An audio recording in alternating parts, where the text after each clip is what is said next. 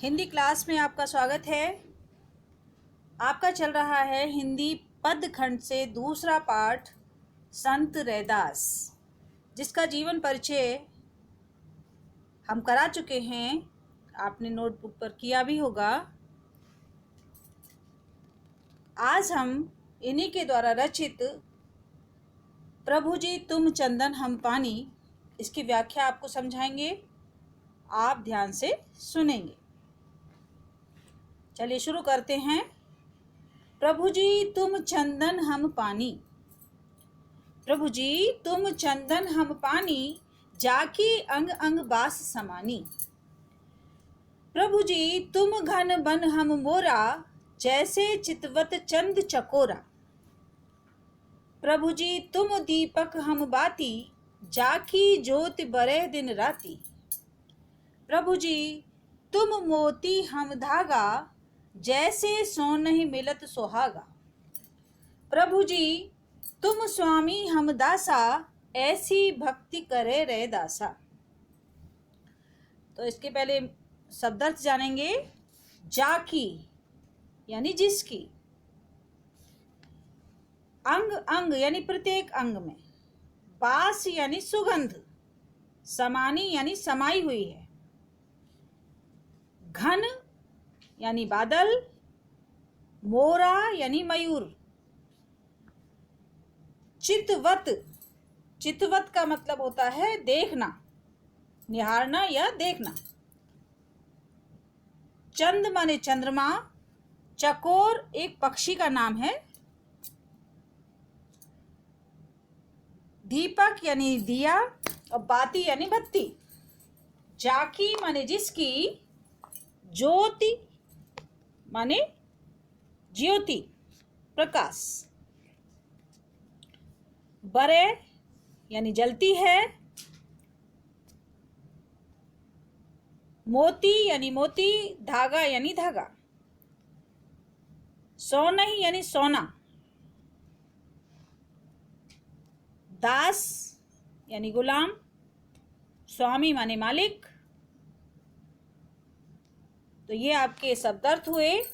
अब हम सबसे पहले इसका क्या लिखते हैं, संदर्भ। संदर्भ आप क्या लिखेंगे इसका? प्रस्तुत पद्यांश हमारी पाठ्य पुस्तक हिंदी के पदखंड से प्रभु जी तुम चंदन हम पानी नामक शीर्षक से लिया गया है। इसके कवि संत रैदास जी हैं। ये इसका संदर्भ हुआ। अब प्रसंग में आप क्या लिखेंगे? प्रसंग में आप लिखेंगे कि यहाँ संत रैदास जी भगवान से निवेदन कर रहे हैं, ईश्वर से प्रार्थना करते हुए कह रहे हैं। क्या कह रहे हैं? कि हे प्रभु तुम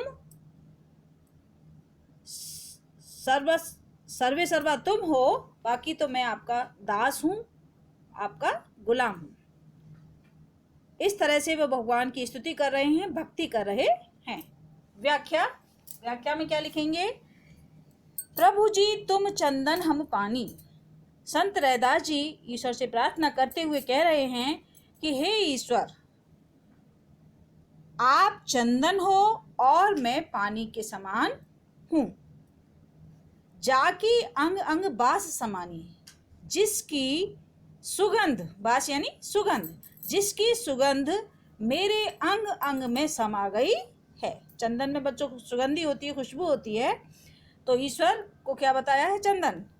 तो आप चंदन के समान हैं, जिसकी सुगंधी मेरे अंग अंग में समा गई है या बस गई है। प्रभु जी तुम घन बन हम मोरा।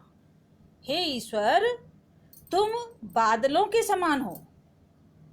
तुम बादल हो और मैं मोर हूँ, जैसे चितवत चंद चकोरा। जिस प्रकार चकोर पक्षी चंद्रमा को निहारता रहता है, देखता रहता है, उसको देखकर प्रसन्न होता है, उसी तरह से मैं भी दिन रात आपके दर्शन करते रहना चाहता हूँ, आपको निहारते रहना चाहता हूँ और प्रसन्न और आनंद का अनुभव करना चाहता हूँ। प्रभु जी तुम दीपक हम बाती, जाकी ज्योत बरे दिन राती। हे प्रभु, आप दीपक के समान हो और मैं बत्ती के समान हूँ। जिस प्रकार बत्ती का दीपक के बिना कोई अस्तित्व नहीं होता, इसी तरह से मेरा भी आपके बिना कोई अस्तित्व नहीं है। तो आप दीपक हैं और मैं उसकी बत्ती हूँ। जाकी ज्योति बरह दिन राती, जिसका प्रकाश, जिसकी ज्योति दिन रात जल रही है। किसकी? दीपक की। प्रभु जी तुम मोती हम धागा। हे प्रभु, हे ईश्वर, आप मोती हो और मैं उसका धागा हूँ।